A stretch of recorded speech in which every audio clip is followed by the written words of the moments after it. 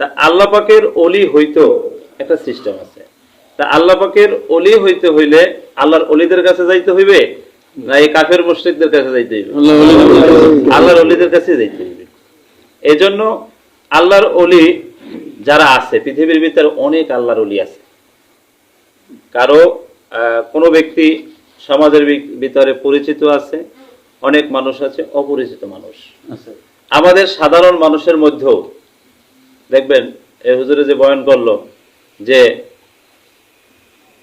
হুজুরে যে অর্থাৎ জিকির করছেন, জিকিরের মাঝে তার সব দেহ খণ্ড বিখণ্ড হয়ে গেছেন, নিশ্চিত সে আল্লাহর ওলি নাকি? এরকমের হালত সবার কি হয়? হয় না। তাহলে এই আল্লাহর ওলিদের কাছে যদি আমরা না যাই তাহলে আমরা আল্লাহর ওলি হইতে পারবো না। সাধারণভাবে একটা মোবাইলের কাজ শেখেন, এই মোবাইলের কাজ শিখলে আপনি এই মোবাইল যে ইঞ্জিনিয়ার অর্থাৎ যে ব্যক্তি পারদর্শী তার কাছে যেতে হবে।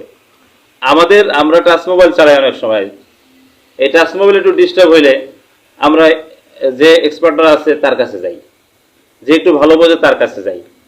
এখন আমি যদি ফসল বুনি জমিনে, এই ফসল কোন সময় বুনতে হবে, আমি একজন কৃষক, হয়তো আমার এই বিষয়টা জানা নাই, অফিস থেকে নতুন আমাকে চারা দিচ্ছেন বা দানা দিচ্ছেন, বিচি দিচ্ছেন, এগুলো কোন সময় কোন টাইমে আমার এগুলা রোপণ করতে হবে এটা আমার জানা নাই। তাহলে কি করতে হবে? যে জানে তার কাছে যাইতে হবে।